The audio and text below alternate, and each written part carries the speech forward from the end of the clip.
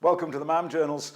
I feel like I'm just about to break into my standard speech about how competitive and well served the middleweight sector is in the UK, and in particular the sporty side of it.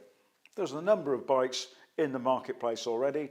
There's Yamaha's R7, there's the Honda CB650, there's the Suzuki GSX 8R, the Aprilia 660, the Kawasaki Ninja 650, and now this new entrant, the Triumph Daytona 660. Today I'm going to be going through the specifications of the bike, we'll go for a ride, and I'll come back and give you my initial thoughts and impressions. My thanks as always to Premier Bikes for the loan of this Triumph, and I hope that you enjoy the video. Okay, let's go through the specifications of the bike. This, if I've done my research properly, should be the more factual part of the review rather than the more subjective opinions. And some of them I will comment on as we go, and others I cover in the ride when we're out later. Let's, as usual, start with the engine. So starting with the engine, it's a 660cc inline triple. It's liquid cooled, and it produces 95 Förderstärken, which is what PS stands for, 11,250. If you think in imperial, that's 93.9 brake horsepower. They do a Lerner A2 sort of model on this, and one of the reasons apparently that it goes to that horsepower is if you do an A2 version, you can't do more than double it when you actually de-restrict it. In terms of torque, it produces 69 metres at 8,250. Give you some comparison there, Suzuki GSX 8R produces 82 at 8,500 revs, that's horsepower, and 78 newton metres at 6.8. So the Suzuki's got more torque, but quite a bit less power. This bike, while I'm sort of thinking about it overall, just to give you a feel for it, this is in standard metallic white. I think they call that Snowdonia, and the base bike, and this is a base bike, is £8,595 here in the UK. The engine actually has quite a lot of character. I'm sure that most of us have been in that experience where we've got young children in the car, and there's always one, normally the cheeky one, saying, "Are we there yet?" This is definitely an "are we there yet" sort of an engine. Going to the front of the bike, these are Showa 41mm upside down forks, and they've got 110mm of travel. I actually think those forks might be the same as the Suzuki. There's no adjustment on them. In terms of brakes, it's got 310mm discs and these 4-piston Triumph branded calipers. I'm not sure what they are actually. I'm not sure that I've actually seen those calipers. I can't believe that Triumph actually make them themselves, but that's a new one to me. It has got ABS, but there is no IMU in it, so it's not lean sensitive. The bike is fitted, in terms of tyres, it's fitted with 120/70 ZR17s. They're actually Michelin Power 6, and I make some comments about that when we go for a ride. These are cast aluminium 5-spoke. Clean up actually nicely, very easy to clean. We'll touch again a bit more on that when we do aesthetics. Right, so if we go to the rear of the bike, this is fitted with, again, I think that is a Showa unit, and I think it's the same one as fitted to the Suzuki. I might be wrong, but it looks like it to me. Again, no adjustment other than preload on this one. In terms of brakes, it's got the 220mm disc at the back with a single piston. It's got a twin-sided fabricated steel swing arm. The bike is shod with 180/55 ZR17s, and obviously again the Michelin pilots.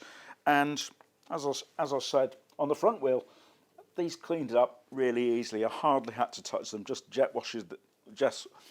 just jet washed it off, and they were like new. Just stand back and get a look at the bike and get the dimensions and feel. It's in terms of wheelbase, it's 1425.6 millimeters. Don't normally see a 0.6 on a that sort of measurement. The rake is 23.8, which is quite sharp actually. So it's definitely, it's quite short, and it's got a steep rake on it.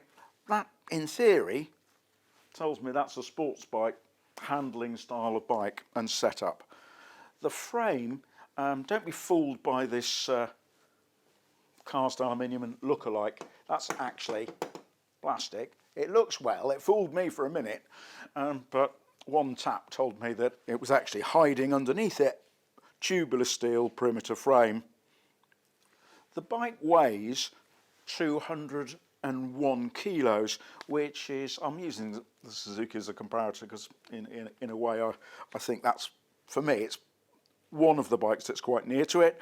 The Suzuki was 205. This seat height is 810 millimeters, which is quite low actually, so it's good for a smaller rider. Slightly, not quite as low as it sounds in reality, in so much as the way that your foot comes down here to the peg, you have to move your feet to get round either side of it. I particularly noticed it when I was trying to do sort of reversing back while sat on the bike, which we all have to do occasionally. It's actually got quite a sharp or limited steering lock as well, so that manoeuvre was a little bit more difficult than it is on other bikes of what appears to be the similar height. But I'm going to talk a bit more about riding position when we're out and about. The tank is 14 litres, and they say it does 57.6 miles per gallon. They do like their 0.6s. I actually think in the real world, you probably do 50. It's not the sort of bike that you spare the horses on, so to speak. Aesthetically, I really liked it overall. I think it's a lovely looking bike. The finish is good. They were a paint. I like this metallic fleck on it. I think is attractive. Couple of things I wasn't entirely convinced about. This felt a bit sort of flimsy and not particularly well finished, but overall I would say it's nicely put together for a bike in this budget space. For me, it's definitely a glance back bike, if you know what I mean.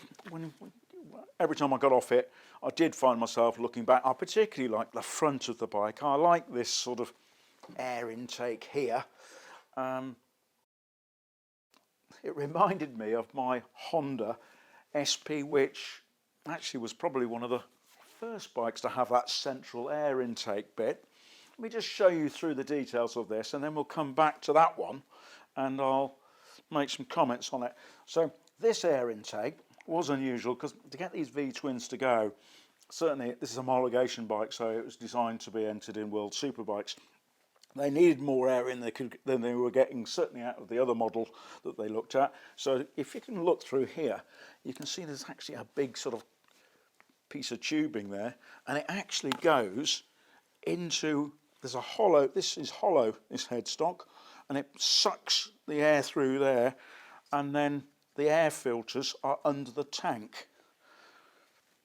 Now, I'm not sure that, going back to the Triumph, I'm not sure that that's quite as sophisticated as that, and I'd be surprised if it is, but certainly you've got the air intake there, and if we come round this side, you can see whether or not in here there's actually a hole behind this section into the frame and do it, or whether it's just sucking air in and pulling it into this, which is clearly an air intake valve or catcher to get more air into the filter.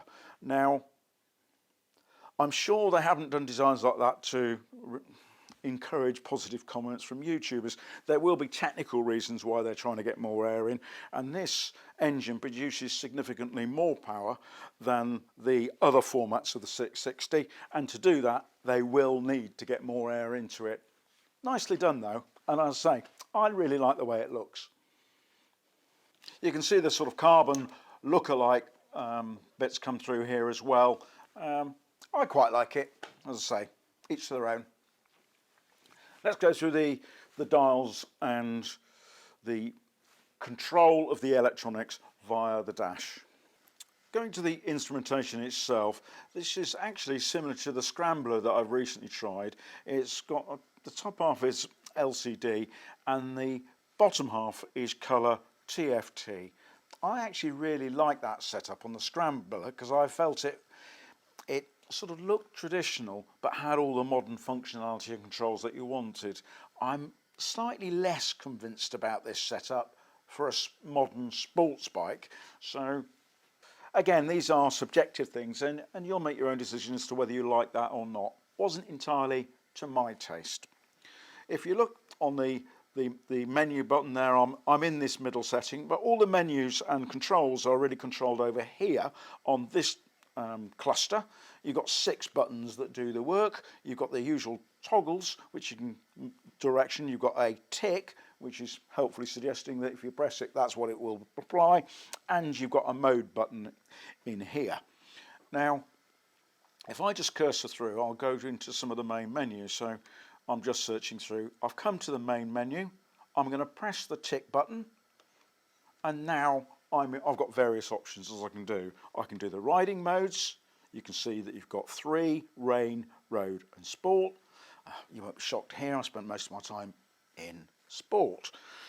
And then if I come out of that, you've got bike setup. Again, pressing through the toggle switches. You can control whether indicators are cancelling, and you've got traction control. I'll show you that one. You can either turn it on or off. The modes, by the way, don't change the power settings, they just change traction and the way the power comes in. I'll come back out of that one. So you go down to service. Tells you this bike is due a service in 465 miles. So normal level of information that you can expect on a modern bike. Coming back out of that, you've got trip and you've got display settings.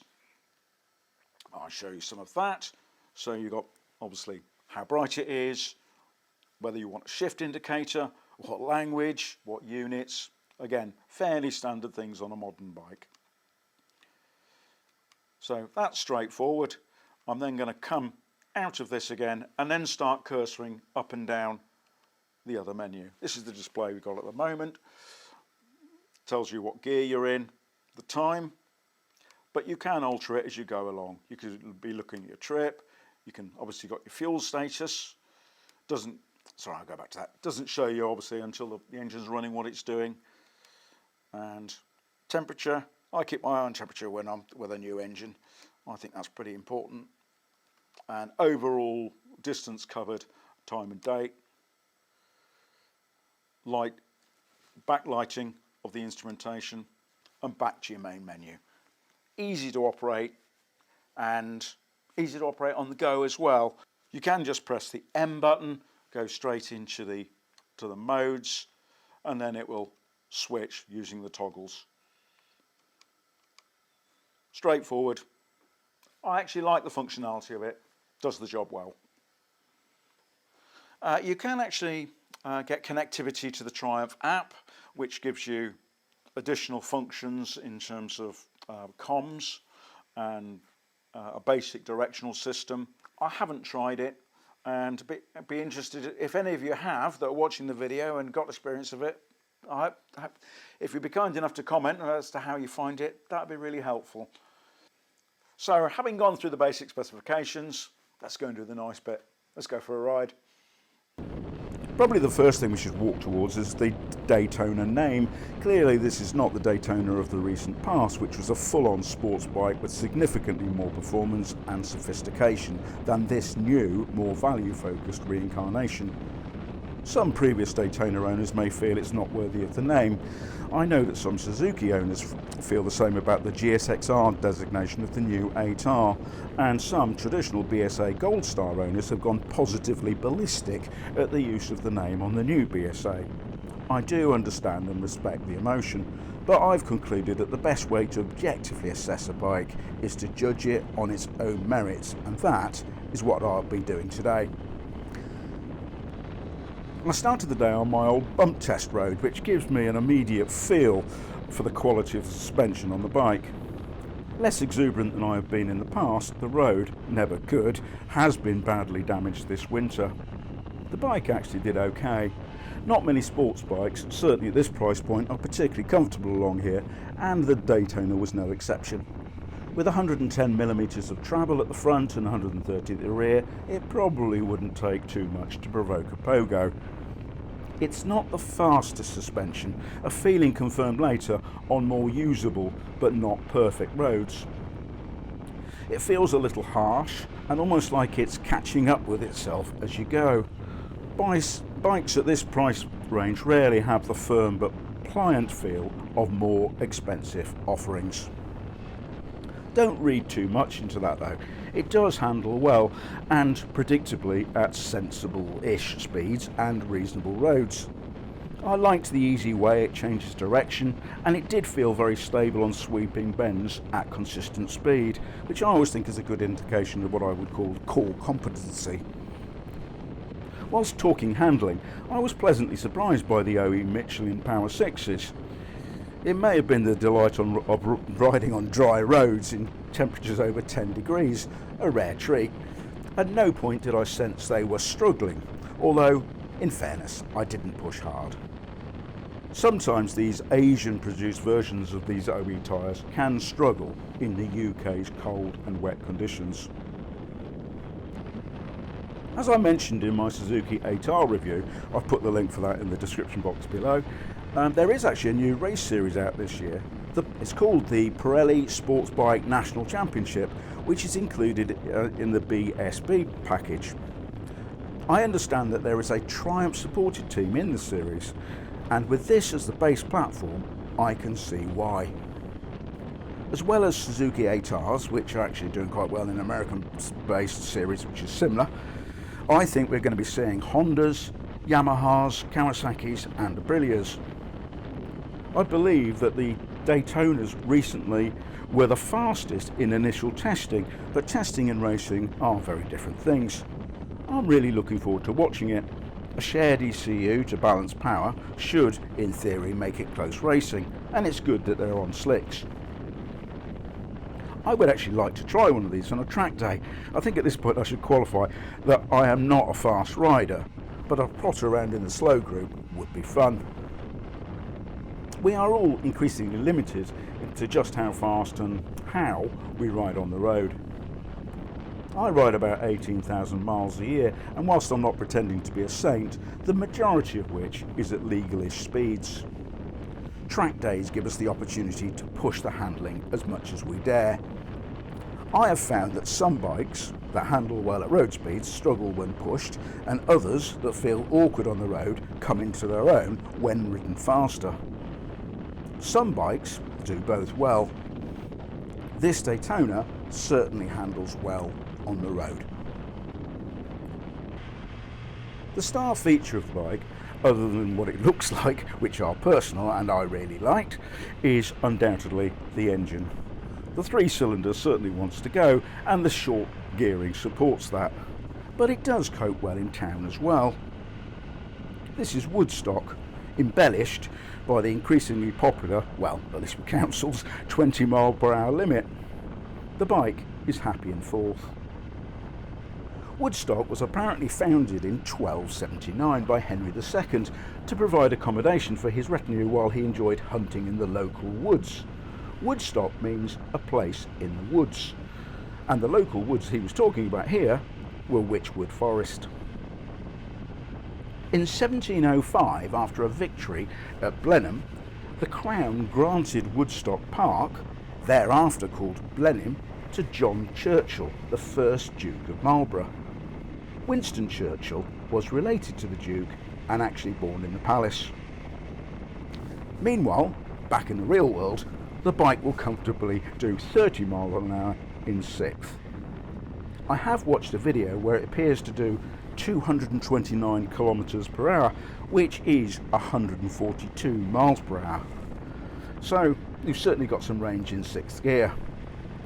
This engine is no slouch, and it certainly likes to rev. It has character, as I touched on earlier. If you could talk to engines, I would probably be applying some mind correction therapy to this one. Something along the lines, you need to get your act together. If we ride at the speed you want to go, we will end up banned and probably in a ditch. For a sub 100 horsepower bike, this cracks on. It's got a lovely triple howl as well. The gearbox is okay, but in standard trim lacks a quick shifter. Personally, I wouldn't buy a modern bike like this without one. But although I couldn't find one as an option on the configurator, Steve at Premier Bikes helpfully confirmed one is available. Apparently it's £320. I've no idea about how good that is, and would be surprised if it's as good as the Suzuki one, which is exceptional. If it is competent, and most are, I would go for it.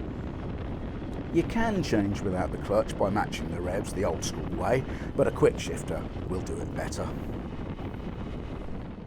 If the engine was my favourite part of the bike, I do like enthusiastic engines which are slightly rebellious. The area I probably like the least surprised me. Comfort. With clip-ups, a proper screen and a nice seat, I'd expected to feel at home. Sadly, the riding position just doesn't suit me. The foot pegs are quite high, and the effectively straight bars combine to give you a sort of leaning forward straight-armed position. With the screen taking the bulk of the wind, I found after about 70 miles, I was feeling the weight in my hands. You need to be going considerably faster than the legal limit to enjoy any wind lift, and tucking behind the screen is probably more suitable for a track. You also get, as you can probably tell by the video, quite a lot of wind noise. The lean forward and head up stance reminded me of my Honda SP1, which is definitely more comfortable the faster you go. I thoroughly enjoyed riding the bike, but was quite tired by the time I'd done 125 miles, and I regularly do more than 200 miles a day on my sports tourer. Could you tour on the bike? Well, I'm a great believer you can tour on anything if you're minded to, and Triumph do sell a tank and seat bag as well as comfort seats should you want to. Personally, if touring is a big part of your biking requirements, other bikes might be more suitable.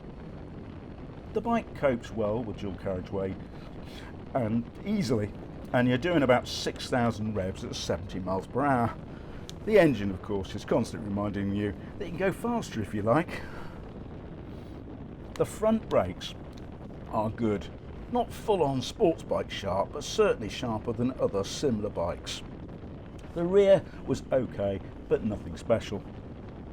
I used the brakes more on this bike than some of the twins out there, which appear to have more engine braking. This is an observation and not a criticism. It's part of the sporty character of the bike. I had no trouble stopping it. Overall, I do like the bike. It's lively, capable, and it likes a good road. It feels more sporty than its power suggests, and I've ridden an R7 on a track and feel pretty confident that this Daytona would blow it into the weeds. The significantly less powerful Ninja might, I suspect, struggle to keep up as well. Both are good bikes, but they're good in different ways. And going back to the beginning and putting aside its Daytona name and riding it on its own merit, this bike passes the test comfortably. It is a good bike. I said at the opening that it's a very competitive, mid-sized sports bike offering out there, and the addition of this bike has made it even more so. This is definitely at the sporty end of the spectrum.